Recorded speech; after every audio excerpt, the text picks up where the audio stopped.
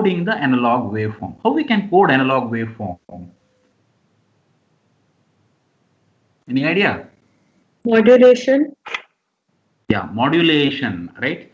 So modulation, what you have studied so far in analog communication techniques, you have studied it as a band pass modulation scheme in which the modulating signal, that is information signal, modulates the carrier so that it can be transmitted over the band pass channel, right? Here waveform coding is nothing but coding the information signal in binary form, okay, in binary form, right? So most of the communication system, okay, or most of the digital communication systems process analog signals such as voice, video, okay, ECG signal or EEG signal, any physically available signals, right, which is convertible to electrical form, can be processed digitally, okay, can be processed digitally. And you find most of the digital communication system, you have a cell phone with you, you have a television at home,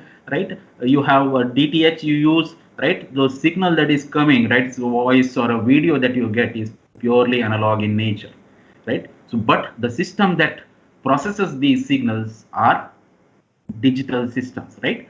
So we are going to study waveform coding techniques. So how we can convert an analog signal to digital form. The main objective of this chapter is to study baseband modulation schemes or waveform coders.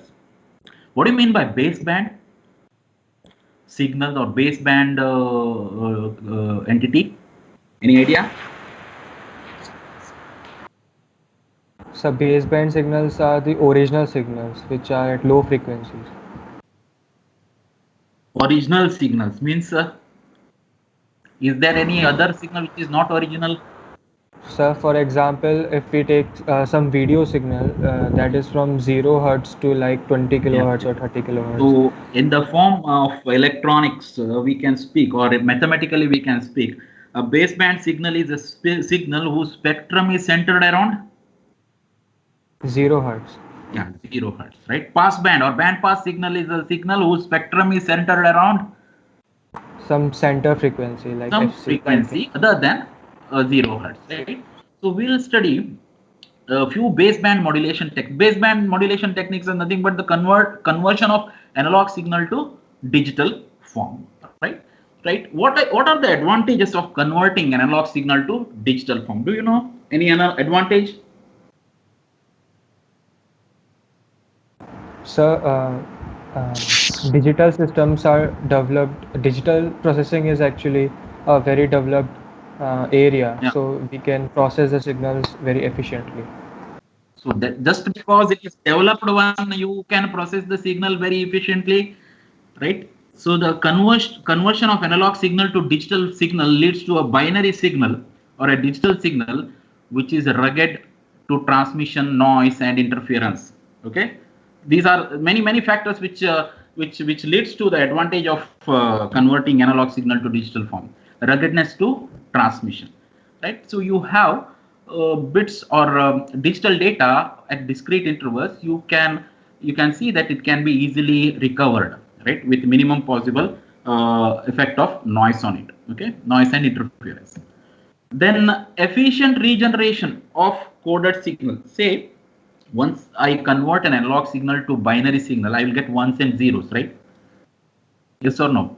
And these ones and zeros are if I convert it to the signal, it will be like one I say it will be like plus V volt, and 0 I say it can be 0 volts, or if in some other case it can be minus V volts also, right? So we can have different format for the binary signals, right? So one of them can be unipolar NRZ. The unipolar NRZ in the sense what? If it is a logic 1, the corresponding pulse or the signal will be having a voltage plus V. If it is a logic 0, the signal can be set to have a voltage equal to 0. And there is one more format. There are many such formats. I'll say only two formats here right now. One more format is polar NRZ format, in which binary symbol 1 is considered to be plus V, and 0 is considered to be minus V, right? So once we convert an analog signal to digital form, right, it becomes independent of the analog signal. It is purely ones and zeros, right? And it will be very easy along the transmission path to generate these signals or regenerate these signals. Okay, ones and zeros easily can be generated. Okay, and if it is properly encrypted, you can secure your data, you can secure your analog information. Okay, if it is properly encrypted, you can provide security to it, right? So you can use uniform format for different kinds of baseband signals. Okay, so if you have baseband signal, not only just voice, it can be ECG signal, or it can be EEG signal, or it can be video signal. You can follow one format for converting this analog signal to digital form, right? Fine, right? So what we are going to study in this chapter is baseband modulation techniques, and the techniques that can convert analog signal to digital form are: first one is pulse code modulation. Have you heard of it? Have you heard? Second one is differential pulse code modulation scheme. Third one is delta modulation scheme. Along with this, we will be studying adaptive delta modeling after we complete delta modulation schemes. These are the three modulation scheme. We call it as baseband modulation schemes, right? For the transmission of or for the conversion of analog signal to digital form. Right? I'll move on to the next slide. Right? Let us begin with pulse code modulation system. Right? PCM, which converts an analog system, analog signal to a digital form and then transmit over the channel, and at the receiver it will be the signal will be recovered back. Right? Now, this pulse code modulation scheme is the first developed method for the conversion of analog signal to digital form, right? You have come across conversion of analog signal to digital form in the past, right? Yes or no? Yes, sir. How we convert analog signal to digital form? Yeah, we sample the signal, then these samples are right, approximated to a nearest permissible level, right? What do you call it as? Quantization. Have you heard of it? Yes, sir. Yes, sir. Yeah. Then these quantization levels, or each of these quantization levels assigned with number of bits, unique number of bits, and that results in a digital signal or a binary signal. So we are going to study the pulse code modulation now. And the next thing is, it is conceptually it is very simple to understand, and it is applied in most of the digital communication systems in use today, right? Right. So let me show you the PCM, that is pulse code modulation system. Okay, there are three basic components in this pulse code modulation system. First one is a transmitter, second one is a transmission path, and the third one is a receiver. Okay, first one is a transmitter, second one is a transmission path, third one is a receiver.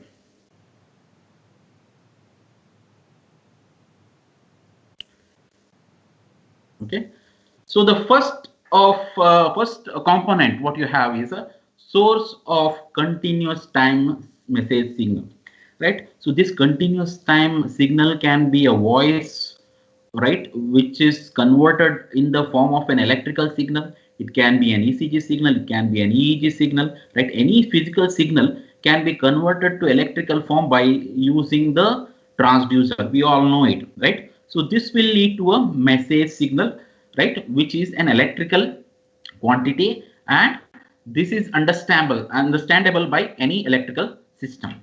Right now, this signal, which is output of the source, is passed through a low pass filter. Low pass filter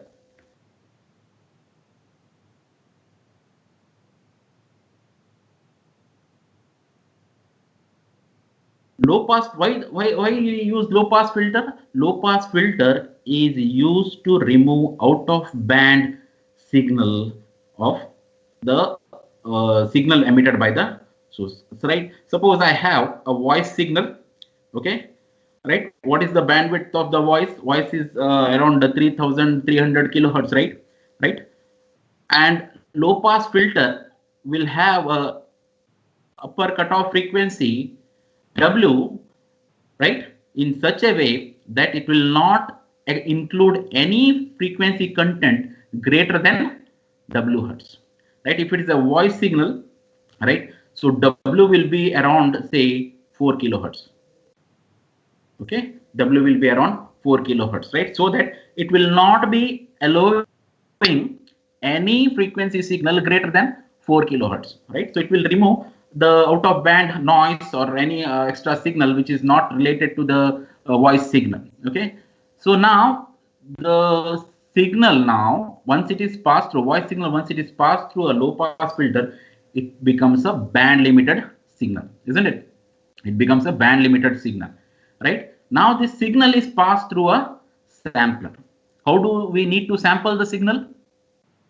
We need to sample a signal in such a way that it can be reconstructed without any loss of information, right? So I can reconstruct a signal, okay, from its sample, provided I use the sampling rate, right, at least twice the highest frequency content of the message signal, right? Yes or no? Yes or no? Yes, sir. Yeah. Now the sampler, right? So sampler is the one which gives out the samples. Now if I have x of t is a message signal passed through a sampler, it will generate samples. X, let me say, it can generate samples, right? How many samples it can generate? It can generate infinite number of samples. As long as the signal is on, it can generate infinite number of samples. Now I can say it can generate, it can have a set of infinite samples, right? And each of these samples which is going into the quantizer, what the quantizer does, it quantizes these incoming sample, right? And each of these samples are approximated to the nearest representation level. Nearest representation level means what? This quantizer will have number of fixed levels, okay, and any sample that comes into the quantizer will be approximated, or you can say rounded off to nearest permissible level, right? Now this quantizer will have limited number of levels, right? I can say this output can be a set of finite samples, isn't it?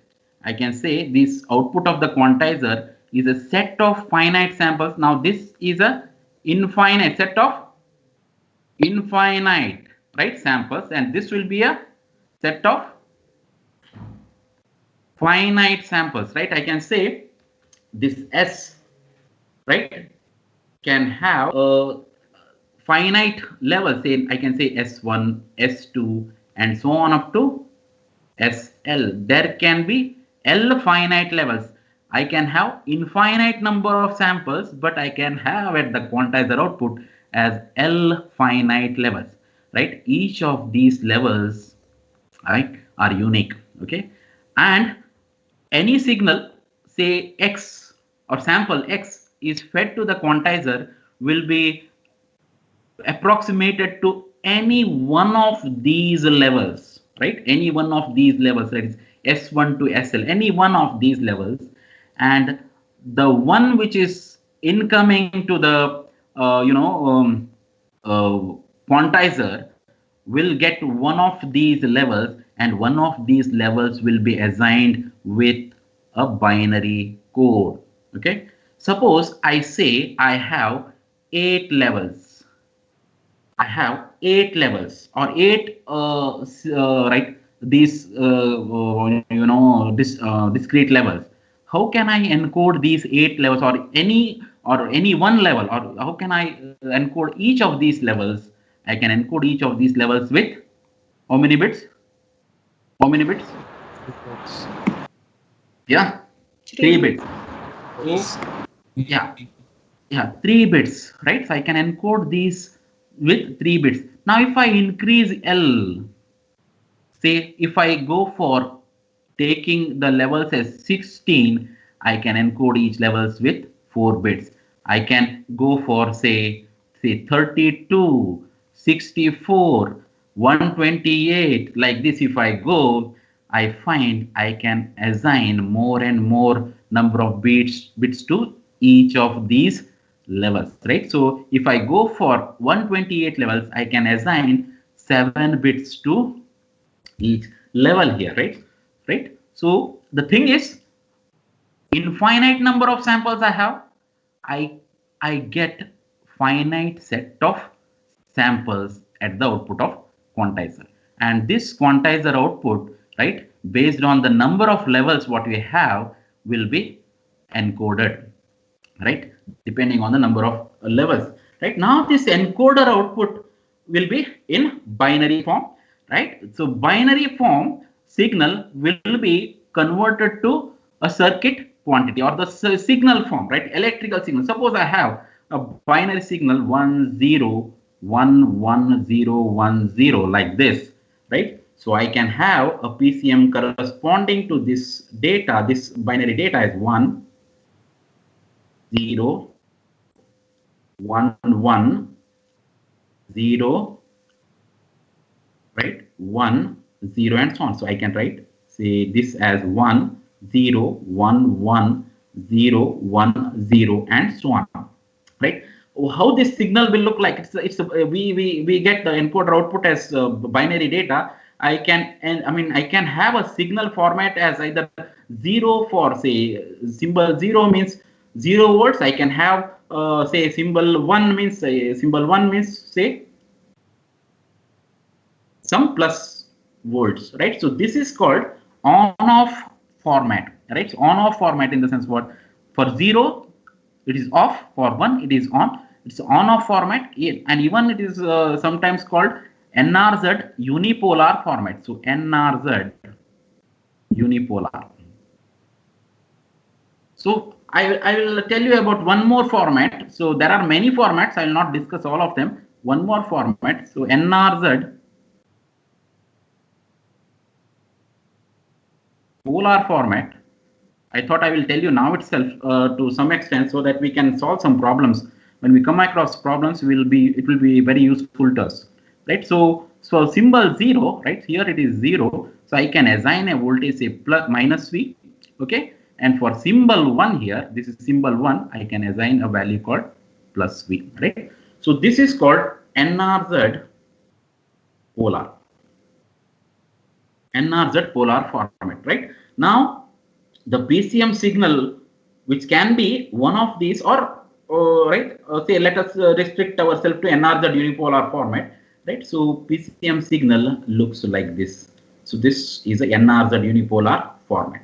Now let us say this signal is transmitted over the noisy channel, okay, the channel come across here, and this we have the transmission path, right? Now the channel is noisy. Channel will lead to the distortion in the signal.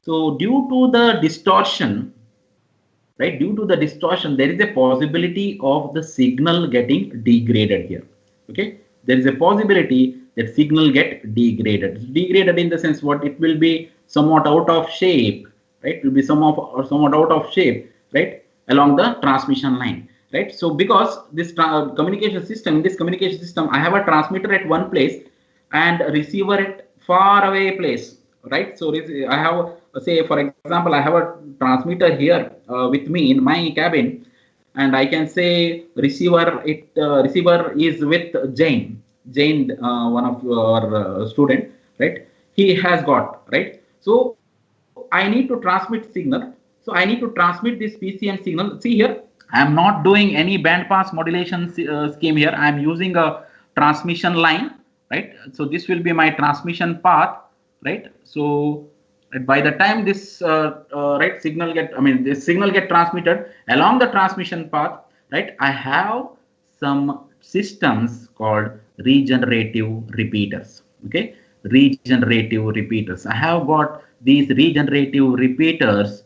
So in such a way that it is possible to reconstruct the signal, right? What these regenerative repeaters do, see, you can see the signal get distorted here, or signal get affected by the noise, right? It will lose its property, right? So I'll find signal will be no longer a binary 1, signal will be no longer a binary 0, like that, right? So what this distorted signal will be done is this will be passed through a regenerative repeater. Now regenerative repeater regenerates the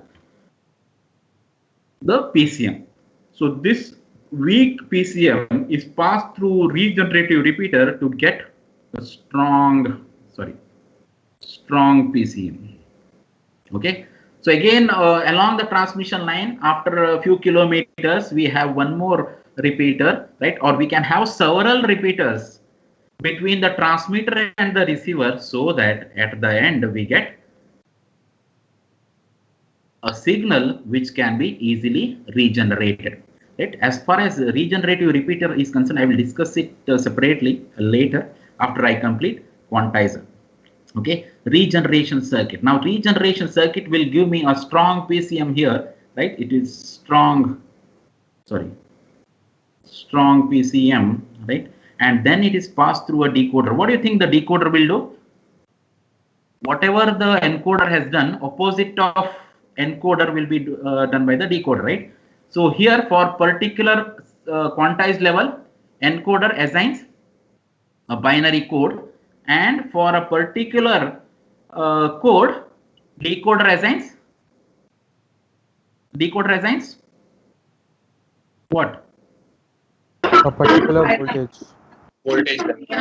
That's a level, right? Quantized level it will be assigning, and the reconstruction filter is nothing but a low pass filter itself, which gathers, combines these samples and converts it back to analog form. So at the destination, you can have a speaker or whatever, depending on the kind of signal is transmitted.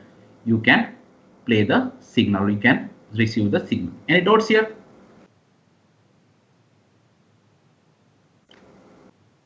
Shall I proceed?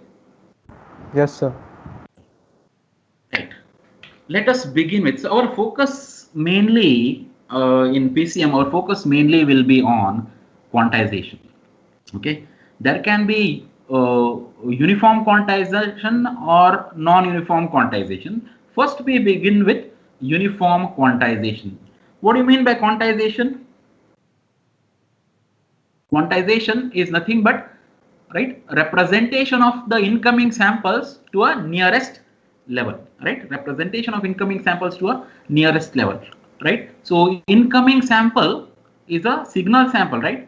It can assume, right, a range of values, right? So say, so the signal, voice signal ranges from say minus Vmax to say plus Vmax. Okay, between minus Vmax to plus Vmax, sample can take any value, right?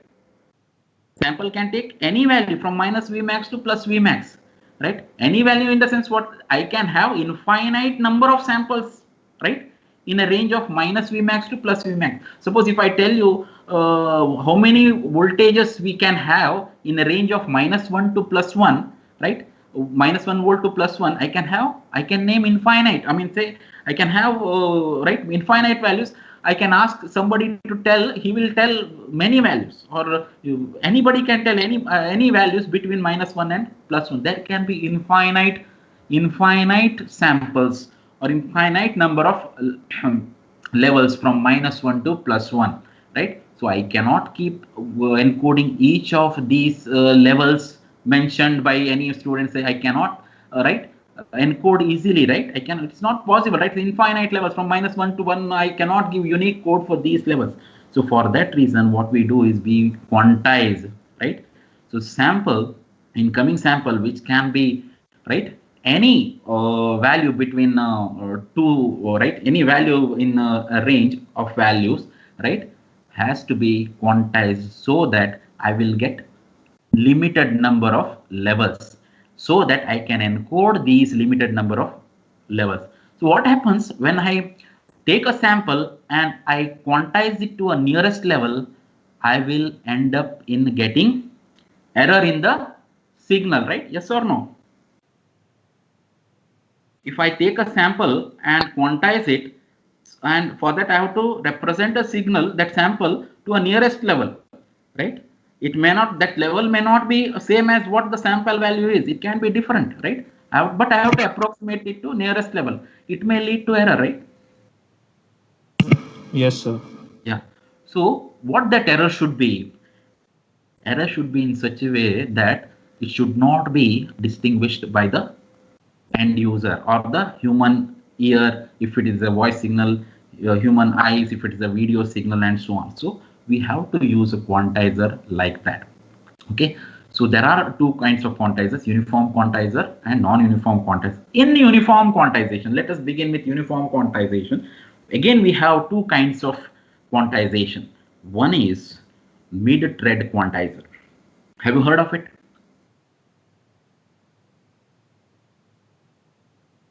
Have you come across mid-thread quantizer?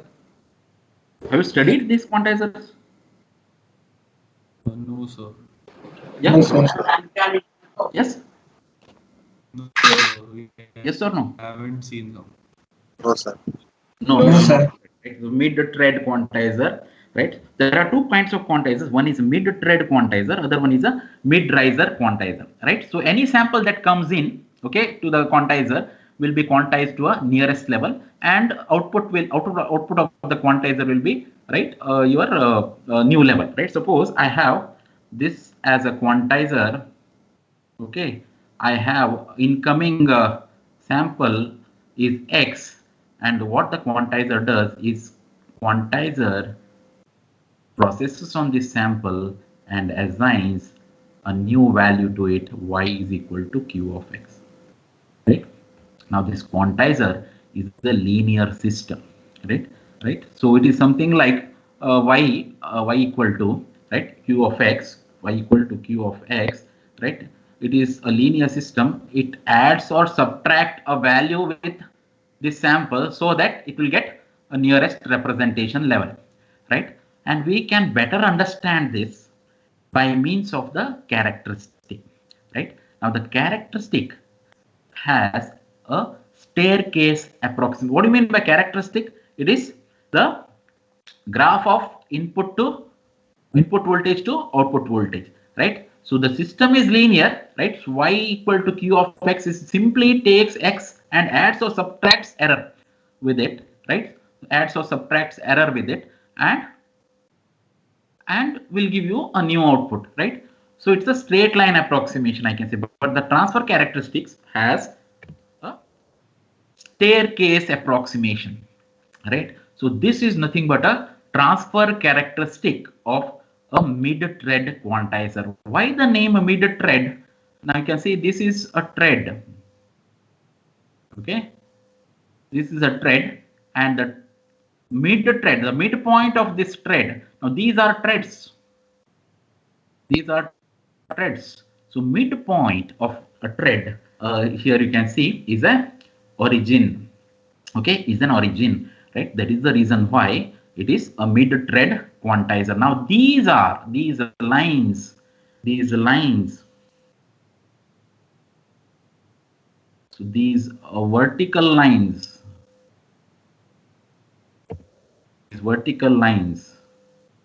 are risers. Okay, these are risers. Keep in mind, these are risers. Okay, so now you can see the x-axis corresponding to the input and y-axis corresponding to the output of the quantizer, right? So now we have these threads, these threads, right?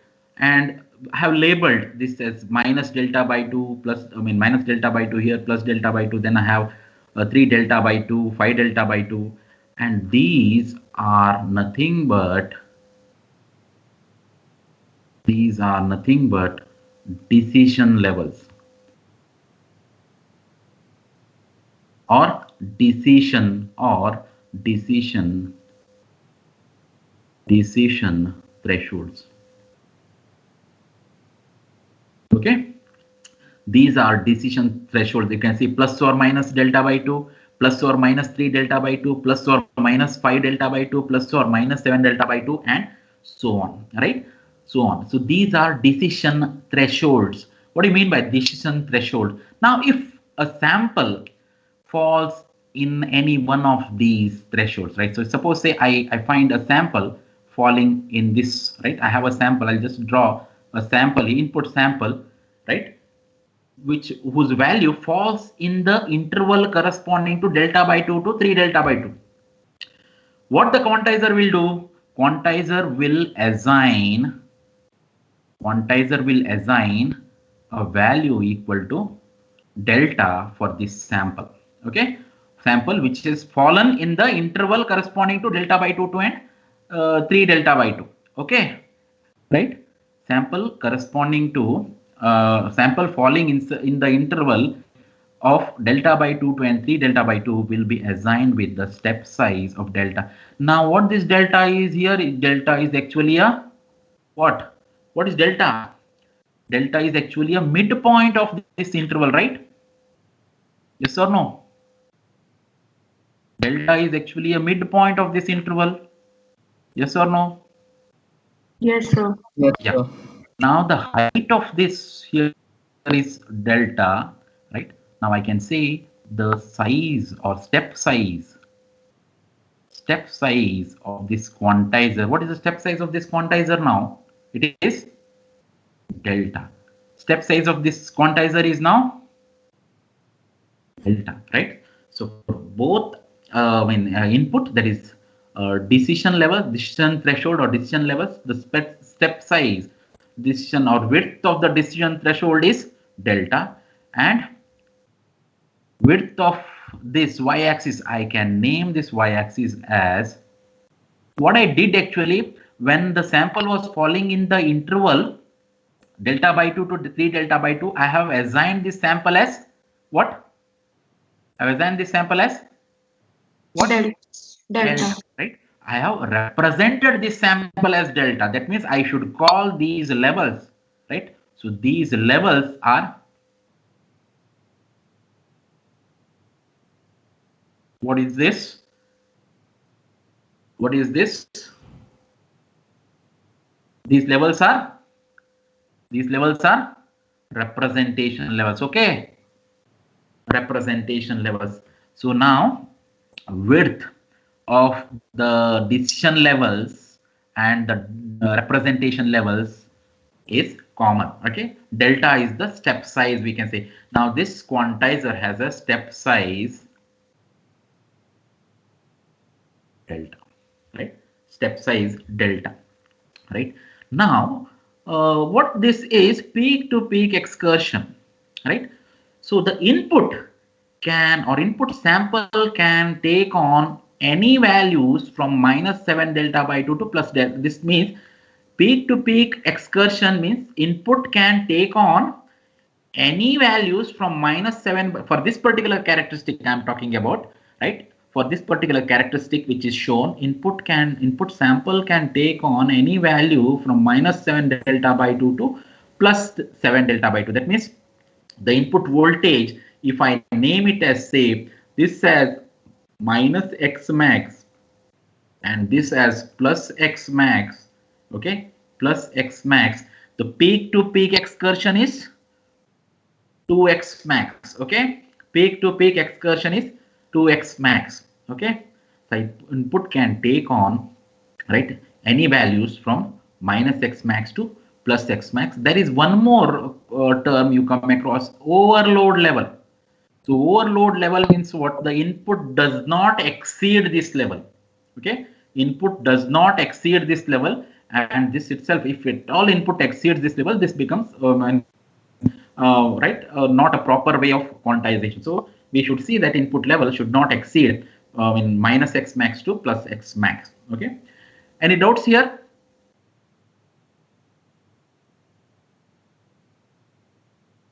Any doubts, please?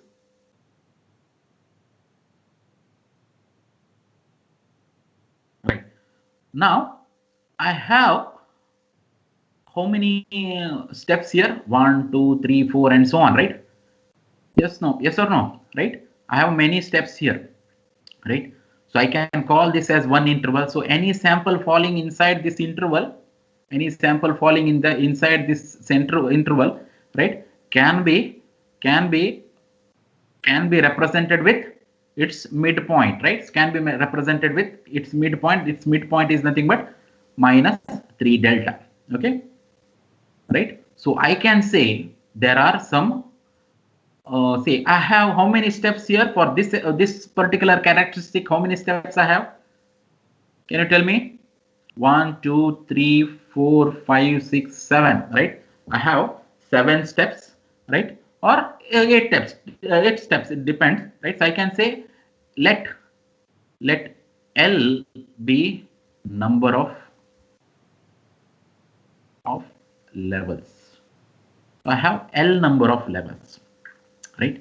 Then what is the step size here? Step size delta. If at all I am asked to calculate a step size of this quantizer, how can I calculate it? L, I have the number of representation levels. Can you tell me? Hello? Am I audible? Yes, sir. Yeah. What will be the step size if I am given the number of representation levels? If I am given the number of levels, right? What will be the step size I can have? X max divided by L. Okay, right? And I can encode. See, for this example, how many bits I can encode with? I can start encoding from anywhere, right? I can say I can, right? So this level I'll assign 0, 0, 0. This level I'll assign 0, 0, 1, 0, 1, 0, 0, 1, 1, 1, 0, 0, 1, 0, 1, 1, 1, 0, right? So as I have nearly 8 levels here, right? Of course, for this I have 7 levels, nearly 8 levels. Each of these levels can be assigned with 3 bits, right? Each level has unique code now. Now I can also say this L has nothing but 2 raised to n, where n is nothing but number of bits per symbol or a sample or level rather. Okay, right? I can even say this, right? Yes or no? Say 3 bits. If I have 3 bits assigned to the level, to a particular level, I can say I can have 2 to the power 3, that is 8 levels for this quantizer, right? Now you can see the characteristic, the graph below, it's a quantization error. Now, if I have a quantization error as Q, what is the range of this quantization error? Quantization error can be, suppose say I have a sample value here, right? Sample value here, somewhere here, right? Sample value, what I should assign, what the quantizer will assign to this sample value is something like this. 0. It will be assigning it as 0. this value I'm talking about. This sample. I have a sample value here. Minus delta. Yeah, minus delta. It is minus delta. Right? Minus delta. Okay? It is assigned as minus delta.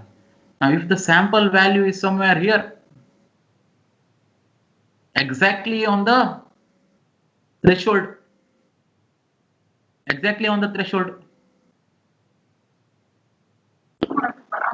what it can be? Sir, Minus delta by 2. Yeah. minus delta by 2. Average. One tell me minus Average. delta by 2. Oh, sorry, one can tell me minus delta, another one can tell me a zero, right? But as a designer, I should decide beforehand itself. If a sample falls in at this threshold, means I should decide it as something. You fix it as either zero or delta. Okay. Now, if you have fixed this as zero, right? If you have fixed this as zero, you should fix this as delta. You should fix this as right 2 delta or something like that. So you should have the intervals. Now, what is the quantization maximum quantization error I can have?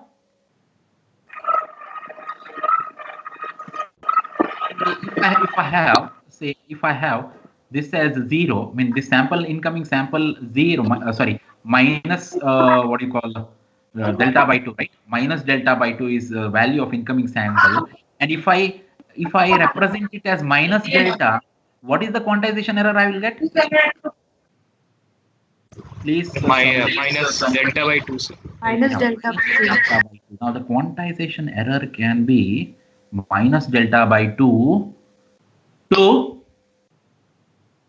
if I have this sample taking a value, right, this 3 delta minus 3 delta by 2, and I'll just assign it as say minus delta, the quantization error can be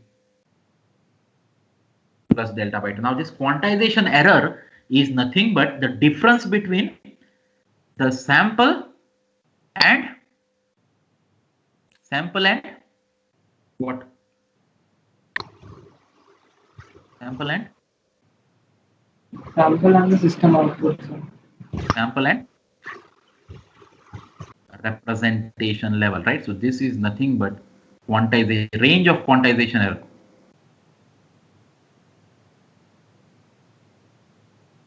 Range of quantization error. Now we can see in this graph below quantization error, right? Right. So the quantization error can be minus delta by 2 to plus delta by 2. Okay. Right. Right. So this is the step size. Okay. And this error should be in such a way that it is not distinguishable by the end user or human ear if if he is listening to music or any voice, or if he is seeing the video, he or she should not be able to find the difference in the received signal, right? He or she should not be able to distinguish or identify the error, right? So your step size should be or in such a way that the quantization error is delta by 2, and this error should not be identifiable. Okay. Now, if you want to reduce this delta step size, what you need to do? What do you need to do? If you want to reduce the step size or quantization error, what do you need to do? increase number of levels. Yeah, increase number of levels. Now, if you increase number of levels, what you require? More number of bits. More number of bits. Now, if you give more and more number of bits to each sample, what is the limitation you have? If you have a limitation in the bandwidth, more and more bits per symbol means more bandwidth you need. So, right, it is something like a bandwidth and right error trade-off, right? So you minimize. If you want to minimize the quantization error, you have to sacrifice for what? Bandwidth. Bandwidth, right? Bandwidth. So nowadays we get a lot of bandwidth. Designer will get, or the person who wants to transmit signal using his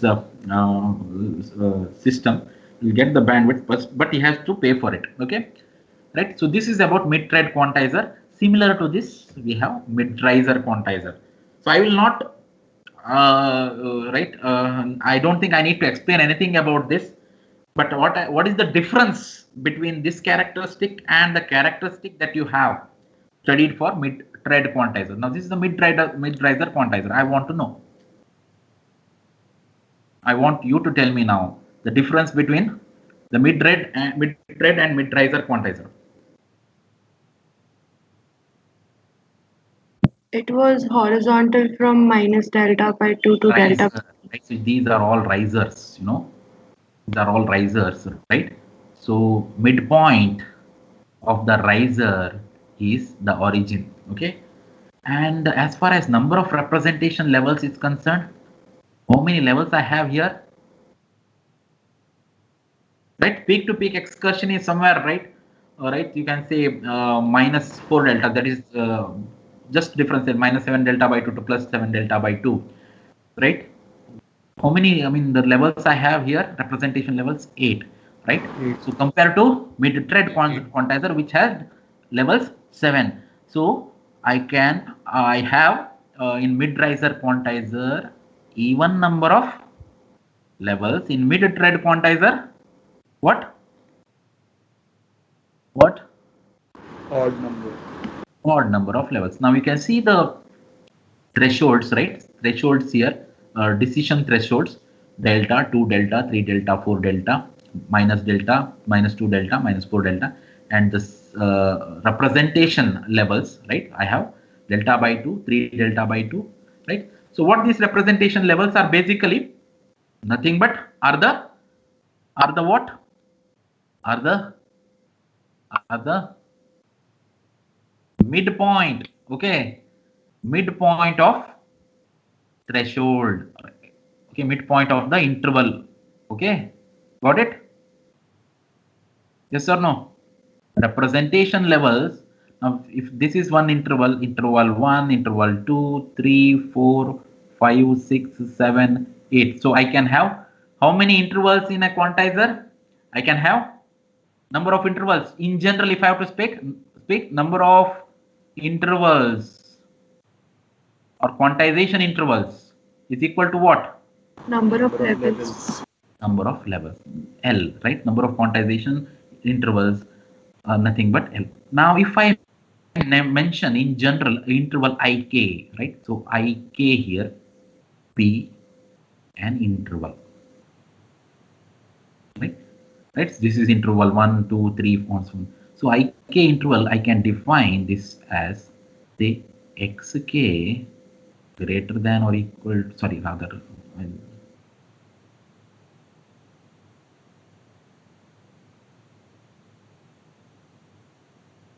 xk, right? Xk is less than, or x is greater than xk but less than or equal to xk plus 1, where xk and xk plus 1 are decision thresholds. Okay, now if I talk about this one interval, okay, in the form of a straight line, so I'll just draw, say 1, 2, 3, right? So let this be my interval of interest, that is ik, and xk is the decision threshold, and even xk plus 1 is decision threshold, and this one is xk minus 1, right? So this is the interval corresponding to ik minus 1, right? And if any sample falling in this interval, right, will be assigned as what? Yk, and this width of this interval is nothing but delta. So I have just shown it now itself. So we will discuss it again when we come across the analysis or quantization noise part of it. Okay. So interval k minus 1 and interval k. Now if I name this as interval, say ik minus 1, and this as interval ik, so the decision thresholds corresponding to interval ik is 3 delta, sorry, minus 3 delta and minus 2 delta, and the midpoint is nothing but minus 5 delta by 2. Okay, right? So rest all is same. Any doubts here, please? If at all any doubts you have, please Could you raise. please repeat this part again? Yeah. Yeah. So how many intervals I have here? Number of intervals: 1, 2, 3, 4, 5, 6, 7, 8. So in general, I can say interval L. Now ik be an interval. I named it. I simply named it as an interval. Okay, right? So ik is one interval, right? In which in which sample of interest is that, right? If x falls inside this interval, right? Where k can take values from k equal to 1, 2, and so on up to L. Okay, k can take values 1 to L, let us say, right? Right? If x falls inside this interval, quantizer represents this x as yk. Okay, say for example, right, this is my interval of interest ik, let us say, right? If a sample falls, input sample falls anywhere inside this interval, right, it ends up in assigning this sample as what what what happened in minus 5 delta by 2. Okay, you got it? Got it. Yeah. Let us take one example, right? So I have a continuous time signal x of t, right? Continuous time signal sampled, uniformly sampled. I have some samples, right? And I have to encode these samples. Let us say I'm using mid-riser quantizer for this. What is the mid-riser quantizer? Now the step size delta, see the how many levels I have? 0 to 7. I have 8 levels, right? Now the step size delta is what? Is equal to, step size is what? Minus 2.5 to 3 plus 2.5 to plus 3.5. What is the delta step size? You can see in this right, mid-riser quantizer. I'll just show the mid-riser quantizer, right? Mid-riser quantizer. So the representation levels are minus delta by 2 or plus or minus delta by 2, plus or minus t delta by 2, plus or minus 5 delta by 2, plus or minus 7 delta by 2. Okay, right? Step size, what you can make out here, I have voltage ranging from minus 3.5 to plus 3.5. Okay, what is minus 3.5 to plus 3.5? Sum of what is peak to peak excursion? Minus 3.5 to plus 3.5, 3.5 plus 3.5, 7, right? Right, I have the step size of 7 or right? Step size here is what? What is the step size? Delta 1. equal to 1 volt. Step size equal to 1 volt, right? So the maximum quantization error is half. 0.5. 0.5. 0.5 volts, right? So now the first sample is turning out to be falling between 0.5 and 1.5, isn't it? So it is 1.3, right? So it is 1.3. Let us say it is between 1 and 1.5. It's 1.3, right? So what is the nearest representation level? If it is 1.3, if you substitute in the characteristic delta equal to 1, so delta equal to 1, between 1 and 2, it is falling in, right? So delta equal to 1, if it is between 1 and 2, it is falling in. What is the corresponding representation level? What is the corresponding representation level? See here, you see the graph as well here. The transfer characteristic delta equal to 3 by what? 2. Yeah, 3 by 2 delta. Delta is also 3 by 1.5. 1.5. Here itself it is given below itself. You can just have a right, make a note of it. So 1.3 is the actual value, right? So quantizer has approximated to 1.5. Now what is the corresponding code number? See in the example, say code number is given for minus 3.5, it is 0. Minus 2.5, it is 1. 0, 0, 0, 0, 0, 1. I can write, say this as 0, 0, 0, 0, 0, 1, 0, 1, 0, 0, 1, 1, 1, 0, 0, 1, 0, 1, 1, 1, 0, 1, 1, 1. Okay, 1, 1, 1. So now for 1.5, the code number is 5 and corresponding code word is 101. Now the next sample, you see, it is exactly on the representation level, isn't it? Yes or no? Yes, sir.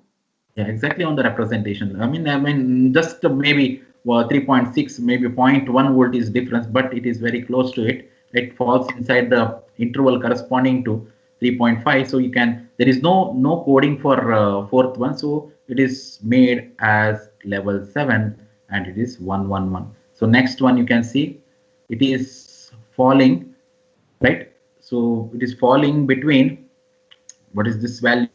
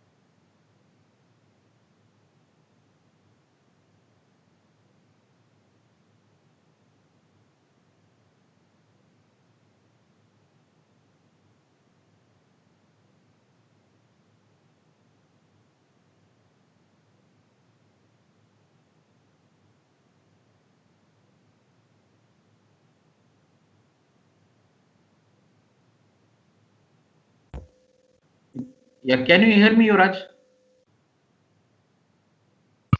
Yes, sir. Oh, connection went off for some time. Okay, I will proceed with the presentation. Can you see the slides? You can see, no? Yes, sir. So likewise, you can go through each and every sample here. Right, zero point 0.7 is the actual sample value, and it will be encoded as minus. I mean, zero point 0.7 will be encoded as zero point 0.5. The code for zero point 0.5 is 100 and so on. Any doubts here? Any doubts? No, sir. Yeah.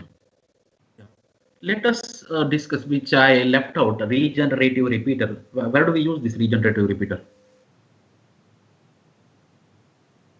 Transmission channel. Yeah, along the transmission path, right? So it is along the transmission path. So distorted PCM, if I have actual what your PCM like this, right? The one which is distorted may look like this. So due to the attenuation in the channel, due to the loss in the channel, it may happen, right? So this distorted signal will be amplified and then it is passed through equalizer. Equalizer is nothing but the wave shaping network. It converts this wave shaping network or tries to convert this signal, distorted signal, back to some shape, some very close shape, very right, so that it will maintain the amplitude level. For one, it may maintain amplitude levels, right, like this. And there will be a timing circuit. Now we can assume the transmission is a synchronized transmission, right? So based on this timing circuit, what it will do, the decision, there is a decision device, right? So what the decision device will do is it will look for the threshold, right? This is the threshold, let us say. Okay, so we have 0 for logic 0, V for logic 1, then threshold must be say V by 2. Okay, V by 2. Now this timing circuit, what it does, if I have the duration of the symbol, we say T sub B. Now this timing circuit generates clock every T B, clock pulse every T sub B. Okay, clock pulse every T sub B, and it samples the incoming signal every T sub B. Every T sub B means what? It will sample. Say first symbol is 0 here. It samples this at time, say maybe at 0. Okay, maybe at 0 it samples, and if the level is below threshold, okay, if the level is below threshold, this decision device will decide in favor of 0, and next time it samples is at time t equal to t sub b. Okay, first sample I'll get, and if the level is above this threshold, it will decide in favor of 1. And again, it will sample next T sub B. It finds the signal. If at all it is below threshold, it will encode it as 0, then 0. There is a possibility that you may get the level exactly on the threshold, right? Also, right? So 0, 1, 0, 0. And if here it samples one more time, this is again one more time, and every sample, right, that you get, you will be able to find that it will be able to regenerate the signal, and so on. And if at all the the received sample or the sampled value in the decision device falls exactly on the threshold, what do you think the system will do? Can you tell me? If the signal falls exactly on the threshold, and at this threshold the decision device samples, okay, samples it with the help of the timing circuit, what will happen? So maybe it continues the previous one, just the previous one. Not necessarily. You have to make some decision beforehand itself. You toss a coin. If you get heads, and if you have decided that if it is on the threshold, I will decide in favor of 1, I will definitely put it as 1. Okay? Fine. It is depending on the designer's decision, right? If it falls on the threshold, it decides in the favor. Now, if at all there is any error occurs in making the decision, right, it will have an impact on the received signal as well. Okay, it will have an impact on the received signal, because if you make an error at 1 bit interval itself, it will lead to some other sample value at the decoder, right? It may lead to error, right? So the PCM, right, will face, right, the problem if at all the decision devices make wrong decision. Wrong decision in the sense what? It will not make wrong decision based on the signal what it is received, that only will be checked with the threshold, and based on the threshold it will decide in favor. If the signal sample is exceeding the threshold, it will decide in favor of 1. If it is not exceeding the threshold, it will decide in favor of a 0. And if you make pre-decisions like tossing a coin, making that, if it is on the threshold, if you decide in favor of 1, you will put that as a 1. If at all distortion is more, and for 1, for a symbol 1, the signal falls below threshold, then the receiver ends up in, the receiver in the sense the decision device ends up in making decision in favor of 0. Okay? Any doubts here? This is very, very important for you to understand. Okay? Errors. Repeaters or the decision devices can make error. Okay? It won't make on its own, but depending on the input that is coming to it. Fine? One small doubt. Yeah. Could you just again briefly explain what exactly an equalizer does? You said it's a wave shaping network. Yeah, it's a wave shaping. Yeah, it is wave shaping. It will try to bring the signal. It will amplify the incoming distorted signal, and it will shape the signal. So depending on the distorted signal, maybe like, right, something like this, something like this. So it will try to shape the signal so that it will be understood as a symbol 1. If it is at all, it will be tried to making this. It will not increase or decrease the amplitude. It will based on the amplification only it will do, right? So this will be right. If at all it is exceeding the threshold, the decision device will make it in favor of 1, right? It's just a wave shaping network. Okay, equalizer just shapes the wave. Okay. Shape may not be exactly same as what here it is PCM, and this will be, the shape, the PCM, strong PCM will be taken care by the output. This output what we get, and then from this output, based on this output, it will be able to generate unipolar NRZ format. Okay, equalizer shapes the signal. Right? It may end up in making the wrong shape also because of the signal incoming signal level. Okay. Okay, sir. Yeah, fine. Right. So next topic here in this is performance of PCM. To understand the performance of PCM, we have to understand some concept called error function. I have given the file related to error function table. I hope all of you have it with you. I mean, downloaded with you. Huh? It is there in the file by my folder. I mean, my names folder. Okay. You know my name, no? Prashant and Prabhu. Okay. So we define something called error function. In short, is ERF. The parameter inside the bracket is U. Okay. ERF of U is nothing but 2 divided by square root of pi 0 to U e to the power minus z square into dz.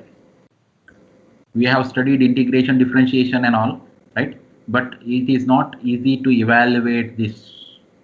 Okay, that is the reason why we are defining this error function ERF of U equal to 2 divided by square root of pi 0 to U e to the power minus z square into dz. Okay, so what are the properties of this error function? First one is ERF of minus U is minus of ERF of U. It is called symmetry relation. It's a symmetry property of the error function. ERF of minus U is nothing but minus of ERF of U. Okay, right? So as U approaches to infinity, ERF of U approaches to unity. That is 2 by square root of pi 0 to infinity e to the power minus z square dz is equal to 1. Okay, 0 to infinity e to the power minus z square dz equal to 1. That is 2 by square root of pi integral 0 to infinity e to the power minus z square dz equal to 1. And the complementary, this is very, very important, right? So very, very important complementary error function. We denote it as ERFC of, sorry, so one second. I'll just strike it off for time. ERFC, and there is a parameter here. ERFC, there will be a parameter ERFC under bracket. So we can define ERFC of U is nothing but 2 divided by square root of pi U to infinity, that is integral U to infinity e to the power minus z square dz. Okay, the relationship between ERFCU and ERFU, right? It is something like complementary function, right? ERFCU is nothing but 1 minus ERF of U. Okay, so this is very, very important. Very, very important for us to find out the probability or evaluate the probability of error in a communication system. Okay, so this you keep in mind, or anyway, it's a formula table, formula book with you, maybe discussed there, right? ERFC of U is equal to 2 divided by square root of pi U to infinity e to the power minus z square dz. So where do we find this use is to evaluate the probability of error in the communication. So we will be using it very, very shortly, right? So again here the complementary function ERFC of U equal to 1 minus ERF of U, right? Okay, I will proceed, right? Two simple bounds. So what is the minimum value and maximum value for this ERFC of U, right? So the lowest value the ERFC of U can take is e to the power minus U square divided by square root of pi into U 1 minus 1 by 2 U square less than, ERFCU is greater than, always greater than this, but less than e to the power minus, e means exponential, e to the power minus U square divided by square root of pi U. Now this is This is the upper bound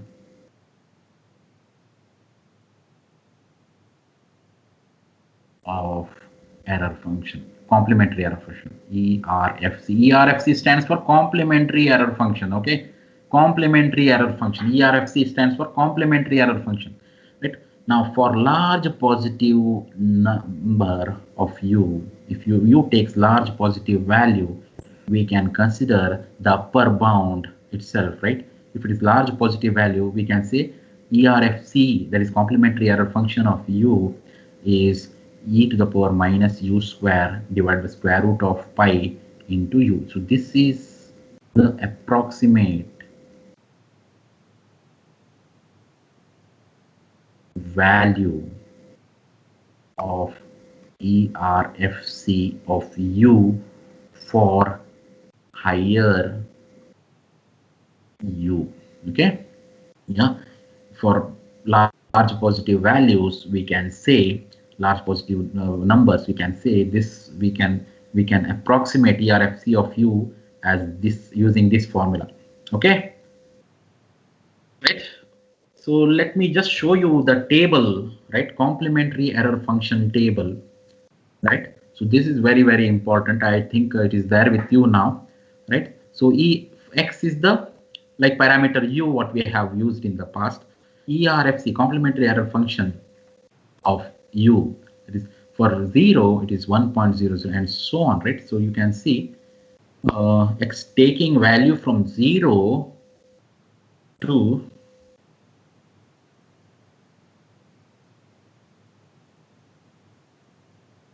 a maximum of 3.49. Okay, 3.49.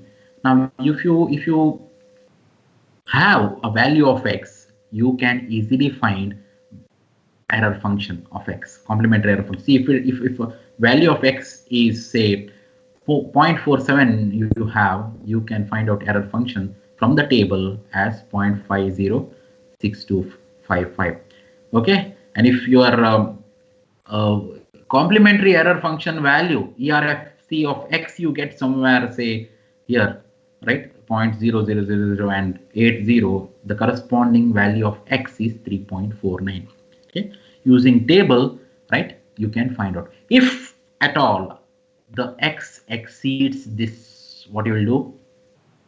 If x exceeds this 3.49, it is not there in the table, no, what can be done? We use the approximation. Approximate value formula. Okay, approximate for e to the power minus u square divided by root pi into u. Okay, fine.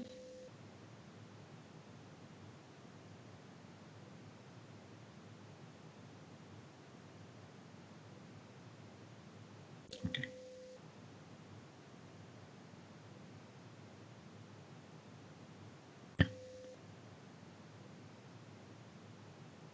Now let us evaluate PCM, right? Pulse code modulation system. Now the performance of PCM, that is pulse code modulation system, is influenced by two sources, right? What are these two sources? Two sources are, the one is the channel noise, the other one is quantization noise. So two sources which influence the performance of the PCM. These two are independent sources, right? First one is a channel noise. Channel noise, it happens along the transmission line. If at all the signal get affected by the noise signal, right, the signal get degraded, and at the receiver it becomes a headache for the receiver to decode it, right. So channel noise is the one which influence the performance, which can degrade the performance of pulse code modulation system, and it happens along the transmission line, right. And another independent source which can influence the performance of PCM is quantization noise or quantizing noise.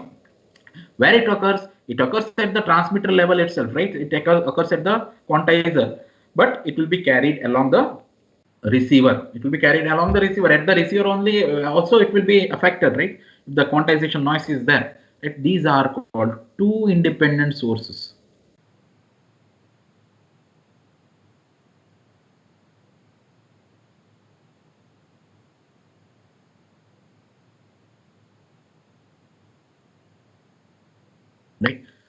Right? Any doubts here? These are the two independent sources. One is a channel noise, which happens along the transmission line, and the second one is a quantization noise, which happens at the transmitter, but it will be carried along the receiver. Right? So we are treating these two as independent source. Right? So we are treating here as if they are mutually exclusive, but they are not. So when the quantization noise is there, due to channel noise, the quantization noise is also going to get affected. Right? So at the receiver, it is going to be playing the role. Okay, so the channel noise will happen along the transmission line, and quantizing noise will happen at the transmitter itself, but it will be carried along the to the receiver. Okay, right. So you have come across this. Let us begin with channel noise. Right, how the PCM signal can get affected by the noise. You have come across this diagram, right? Last class, yes or no? Now, what is this actually? This is the, what is this? So PCM wave, I can write it as S of t, means what? Some known signal, right? S of t is known signal. Now, what is this here, which I have rounded or circled? Yeah. So white Gaussian noise. It's a channel model. Okay, it's actually a channel model. Signal S of t I have. Okay, getting transmitted, right? The signal is getting interfered by the noise signal W of t, and received signal is something different from what? Transmitted one. Okay, so received signal is different from transmitted one, right? What is this matched filter you have come across? What do you mean by a matched filter?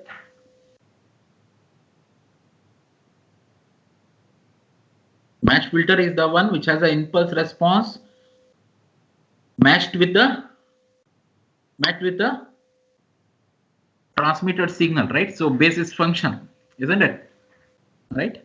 And if the output of this match filter sampled at time t equal to t sub b, that means t sub b is the duration of the symbol, right?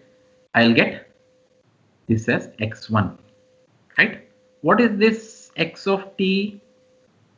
Is a sample function of what? Random process x of t, right? Right, x of t, right? Whose mean depends on transmitted s of t, and what is w of t is assumed to be what? Zero mean, additive, white, Gaussian, noise. Sample value of sample function rather, function of, right? Sample function of zero mean, white, Gaussian, noise process W of t, right? Gaussian noise process with noise power spectral density n naught by 2. Yes or no? Yes or no? Yes, sir. Yes.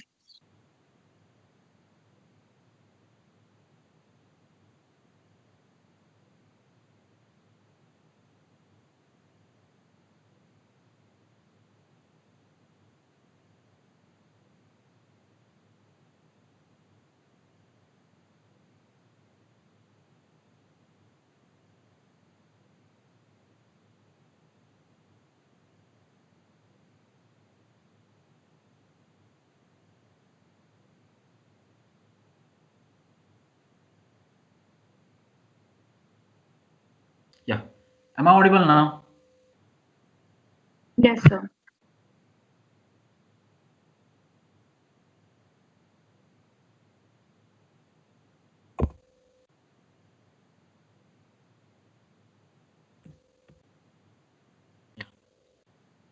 So the power spectral density n naught by 2.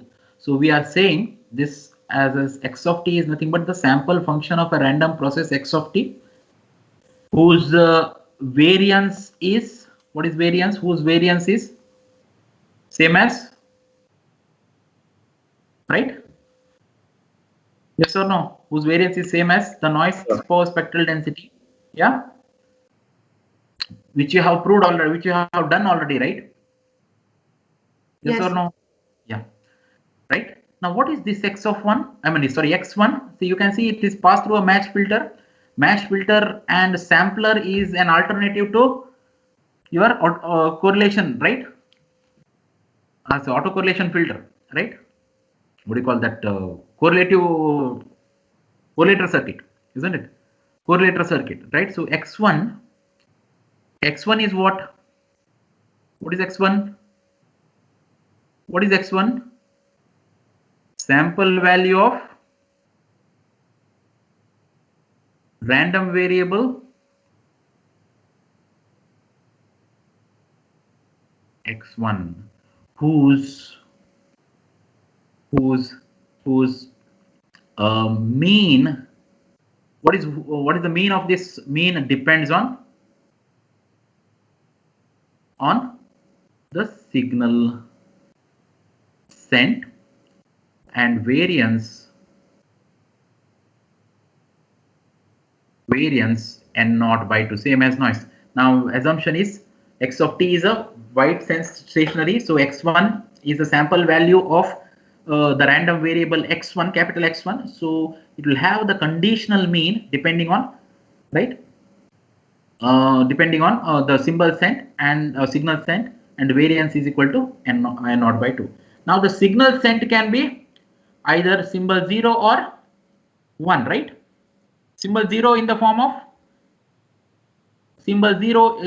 of a 0 volt, right? 0 volt, and symbol 1 in the form of, right, plus V. And duration of these symbols is what? T sub B. Here also T sub B, right? So duration of symbol 1, duration of symbol 0 is this. So this is NRZ unipolar signal. Let us say for 0 it is 0. So I can write, say, let us have a analysis here. Let S of t be transmitted PCM signal, right? And this transmitted PCM signal will have two components in it. One is, right, signal. This signal has two components, S1 of t and S2 of t, right? S1 of t corresponds to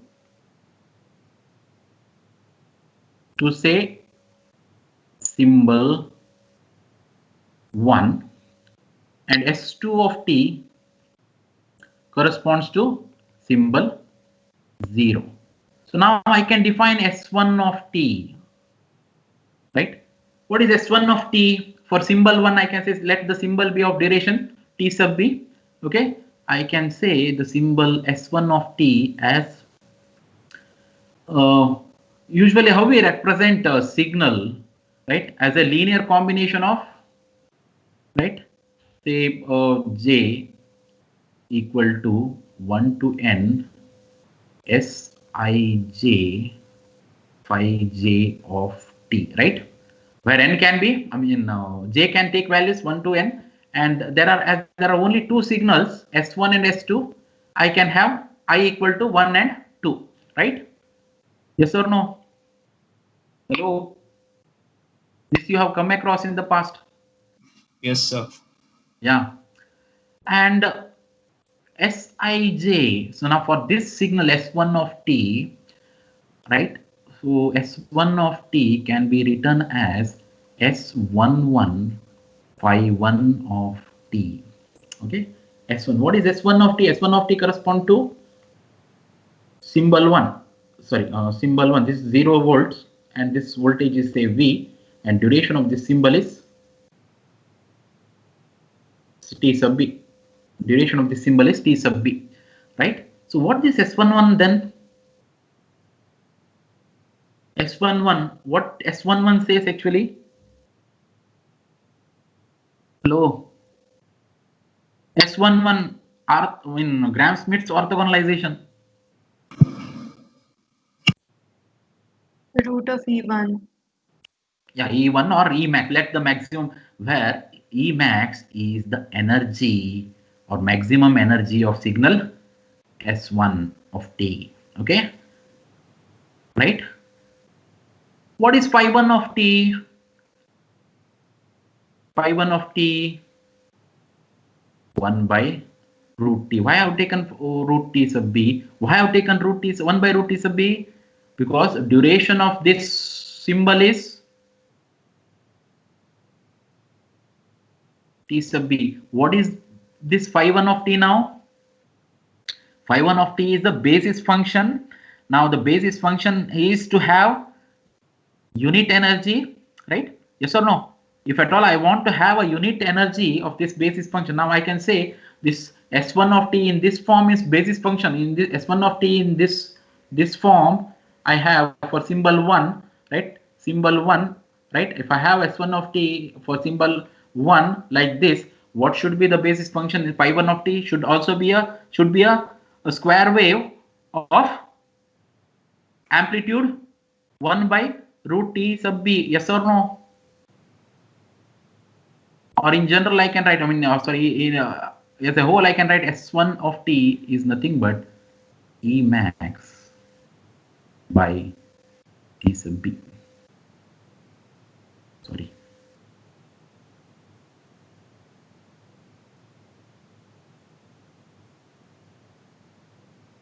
Yes or no? Yes, sir. So I have More or less. one Yeah. small doubt. Yeah. Like over here, we have divided S of t into two parts, correspond like S1 corresponding to the one voltage like V and S2 to 0. So that division can more than two also, right? Like we can also write S2 of t corresponding to V by 2 and S3 of t corresponding to V. We can do that, right? See, I have only two symbols for this PCM. I'm talking about binary PCM. So, sir, always in case of binary PCM, M and N will be restricted to 2, at max 2. At max 2. M and N can be, I mean, will be restricted to at max 2, right? Oh, okay, Okay. sir. So now I will tell you about S2 of t. What is S2 of t? S2 of t is symbol I just showed, right? S2 of t symbol 0. S2 of t symbol 0 corresponding to 0 volts. As it is unipolar NRZ format, S2 of t is 0, or it is 0 into phi 1 of t. Can I write? Can I write? What is phi 1 of t? Phi 1 of t is what? 1 by root TV. By root 1 TV. by root t. Now I can consider this as a basis function phi 1 of t whose energy is equal to, whose total energy equal to, you have studied Gram-Schmidt's and orthogonalization. You should be able to tell me now what is phi 1 of t. Phi 1 of t is, I mean, 1 the and energy of phi 1 of t is 1. 1, right? So unit energy signal, right? Now I can say S1 of t can be represented as a linear combination of n orthogonal or orthonormal basis functions, right? S2 of t can be represented as n orthonormal basis function. Now what is n here? N equal to 1, right? So n equal to 1, S1 of t can be written as S11 phi 1 of t and S2 of t equal to 0, right? Now I get the signal vectors corresponding to S1 of t is what? Can you tell me now?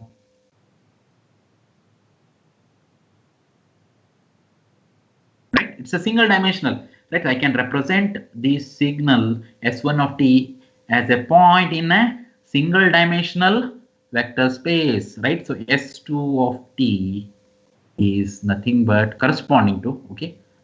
corresponding to, not equal to, corresponding to a signal vector corresponding to, or I can name this as S1 bar equal to S2 bar equal to the signal vector corresponding to signal vector corresponding to S1 of t equal to E max. S2 is signal vector corresponding to a signal S2 of t, right? So I can represent this in a one-dimensional vector space. Yes or no? Yes, sir. Yeah. Now if I go back to this, right? You can see this S of t, okay, get corrupted due to noise and becomes a signal X of t, and this X of t is passed through a matched filter which is matched with the transmitted signal S of t, and it will be sampled every t sub b so that you will get X1, okay, right? And based on this X1 value, comparing with the threshold, the decision device will be able to detect the symbol, right? Right. Now what we get here, the sample or the number what we get is a random. It's a sample value of random variable x. Now what is this random variable x? Can be assumed to be x. X is what? Is a sample value of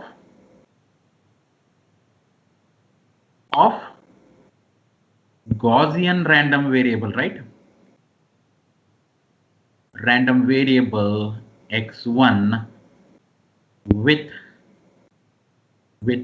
variance equal to n naught by 2, right? Yes or no? Yes or no? Yes, sir. Yeah. Now what is the corresponding probability density function? So now variance of n naught by 2, mean depends on what?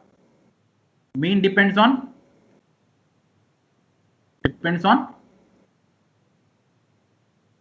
cent symbol, isn't it? Yes or no? Yes, sir. F1 of x when symbol 1 cent equal to 1 by square root of pi n naught. Have you come across this? Yes. E to the power minus x1 minus, what is the mean of the random variable x1, right? So x1, right? X1 here, let me take it as x1. Mean of the random variable x1 when 1 is sent? Under root E max. Yeah, square root of E max. Whole square divided by n naught, right? Right? Similarly, probability density function of x1 when the when x1 is received, given that 0 is sent, what is the probability density function? Square root of pi n naught e to the power, yeah, e to the power, yeah,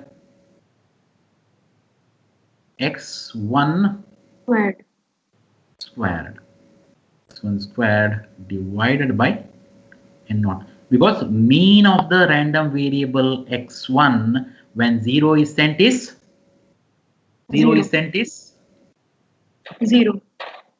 0 is sent. Now this is nothing but S11, and this must be nothing but S21, right? Right? Mean of the random variable, right? Yes. Now, got it? Yes, sir. Yeah.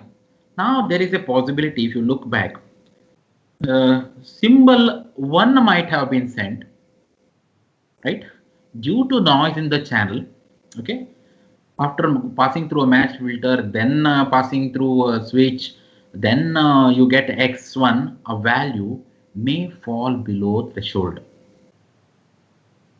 and receiver may end up in deciding in favor of a 0, right? What is this threshold then? So that 1 is sent due to error in the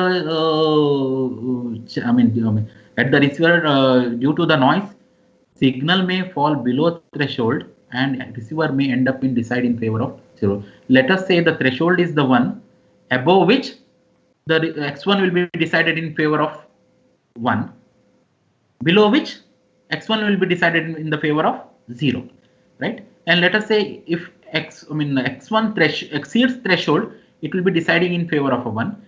If x1 below threshold, it will be decided in favor of a 0. And let us say 1 is sent due to the noise in such a way that x1 falls below threshold and this receiver will be deciding in favor of the symbol 0, right? 1 is sent, 0 is detected. Say 0 is sent, 1 is detected. What do you conclude from this? There is an error, right? There is an error. What is the threshold then? What will be the threshold? Any idea? So how do we know the threshold? So we can represent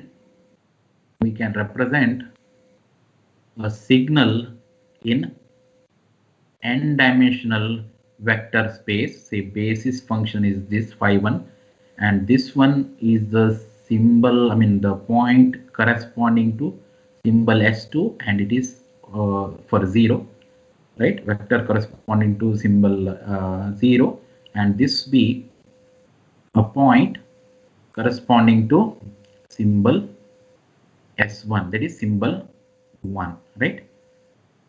So this is symbol 0, this is symbol 1, right? This is nothing but the right signal space or constellation diagram or signal space diagram, right? Now, what should be the threshold? So I can say the midpoint symbol 1, and what is the value? Corresponding signal vector is square root of E max here, and the midpoint is square root of E max by 2. E max by 2.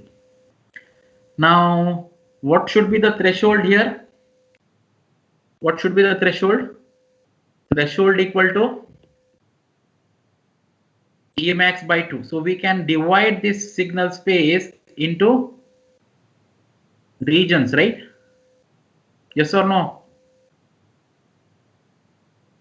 You have come across this, no? Hello? Yes, sir. Yes, sir.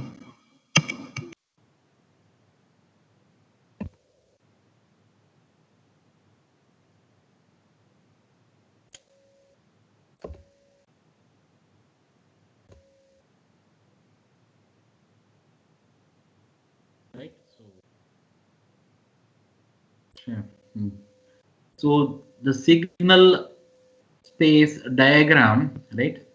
So I can write with the basis function phi1, right? So this is for symbol 0, right? So S2, and this is for symbol 1, right? S1 corresponding vector, and this value is square root of E max, and this one is value 0, and this one is the midpoint is nothing but square root of E max divided by 2, and we can divide this signal space into decision regions, and this region I name it as Z1, and this region I'll name it as Z2. Okay, Z2, right? I'll name it as Z2, right? Now any symbol sent from the transmitter, if it falls inside the region corresponding to Z1, what should receiver decide with?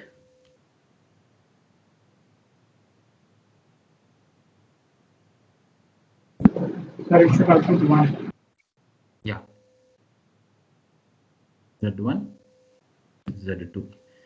If at all any symbol falling in the region corresponding to region Z2, the receiver will decide in favor of Z2. 0. And if at all any symbol falls on this boundary, right? What do you call this boundary as? What do you call this boundary as? Threshold. Threshold or decision boundary. Decision boundary. Any symbol or any received sample or x1 falls on this boundary, on this value, this point itself, has to be decided in favor of what? It will be dependent on what we decide before. Yes. You tossed the coin, right? You tossed the coin and you decided already. Yeah. Okay. Any symbol, right? Any symbol falling. Right. Now, the symbol 0 is sent. Let us say there are two kinds of error. Okay. Before that, symbol 0 is sent due to noise in the channel. It falls in the region corresponding to symbol 1. What happens?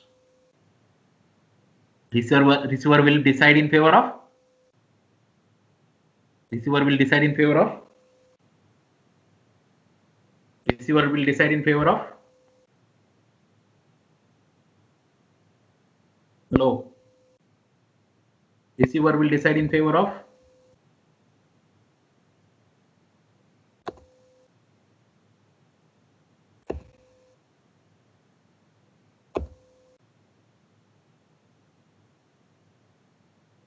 Are all of you able to hear me? Yes, sir, we can hear you now. Yeah. If you have any doubts, you just raise it, please.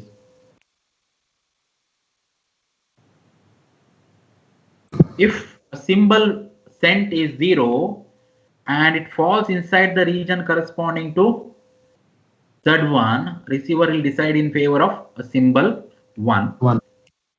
Right? That leads to error.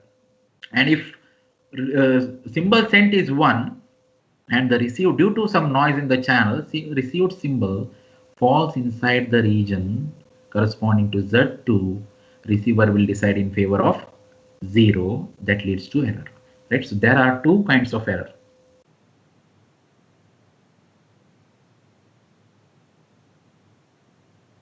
Error of first kind is symbol 0 sent but false in Z1.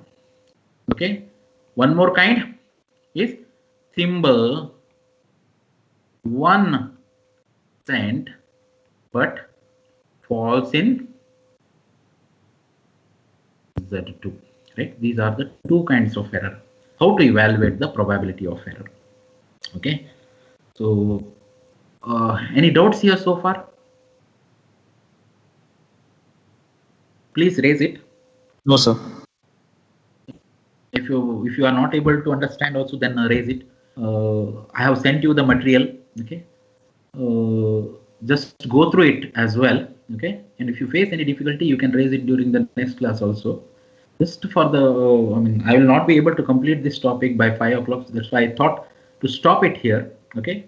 If you face any difficulty, just get it cleared right now, if possible.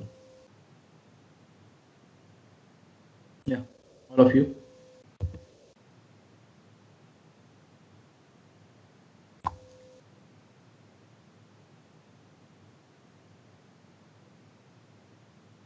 Yeah, to begin with, what we did, we discussed pulse code modulation so far, right? And say we focused on quantizer. We said there are two types of quantizer. One is mid-rate quantizer, other one is mid-riser quantizer. Right, so you can see the transfer characteristic of the mid-thread quantizer. Then we also shortly discussed mid riser quantizer, because it is almost same as the mid thread quantizer, except for the riser and the thread. Okay, so we have to taken one example to understand better regarding the quantization, right? Then we came across a regenerative repeater, how we can reconstruct the signal, make the weak PCM a strong signal. Then we came across the error function concept. So then we have said for large value of u, what should be the approximation we can take. Then we have seen the error function table, right? So next topic what we discussed was the performance evaluation of PCM. There are two sources which are influencing the performance of the PCM. One is the channel noise, other one is the quantization noise. So we began with the channel noise.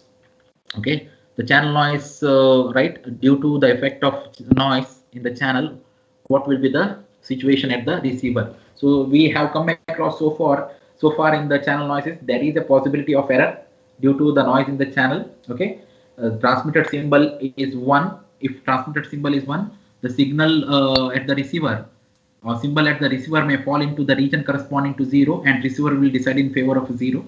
And if transmitted signal or symbol is 0 at the receiver, due to noise in the channel, received symbol may fall inside the region corresponding to a symbol 1 and decide in favor of a 1. Right. So let us continue with the analysis in the next class. If you have any doubts, please raise it.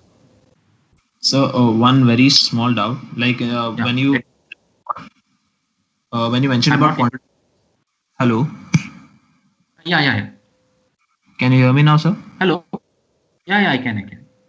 So when you mentioned about quantizing noise, you said that whatever noise has been incurring at the transmitter end, so that noise is exclusive of that error that we are considering, right? Like something we are that not.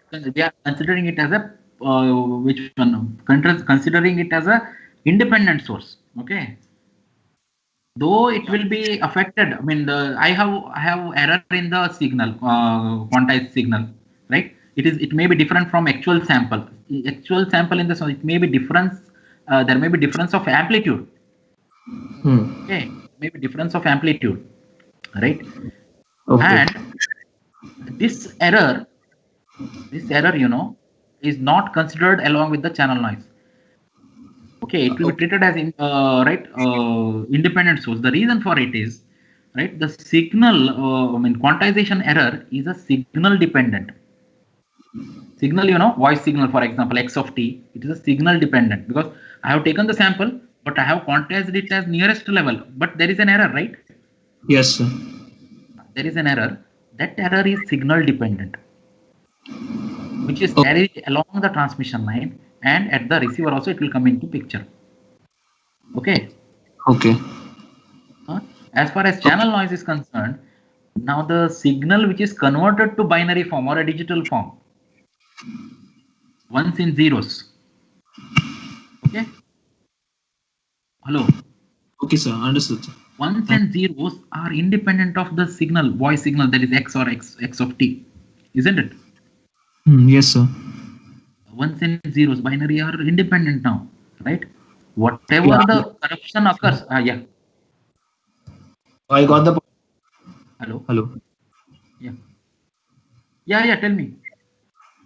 I got the point, sir. I got what you were telling me about ones and zeros and the signal dependence. Yes. You understood now? Yes, sir. Yes. Thank you, sir. If any doubts, please raise it. If you are facing difficulty, please let us know. Right? We will try to elaborate some points if you are not able to follow it. Okay. Just let me know. Okay. Fine. So we'll see on Tuesday then, all of you. Hello. Yes, sir. Got it. Thank you, sir. Thanks, sir. Excuse me, sir. Yeah. So what will be the assignment portion for Tuesday? It will not be including today's, or whatever R&D sir has covered. It will be that. Okay. It will match filter. Yeah. Okay, sir. Thank you. Right. All the best. Thank you, sir. Thank you, sir. You understood now, all of you? Yes, sir. Yes, sir. Yeah. If you face difficulty, please raise it. We'll try to solve it. Okay. Thank you, sir. Yeah. Welcome. Thank you, sir. Yeah. Thank you, sir. Please go through the Gram-Smith's orthogonalization properly once again. Okay. All of you. So that even matched filter concept also. It will be easy for you to understand here evaluation of probability of error. Okay. Yes. Fine.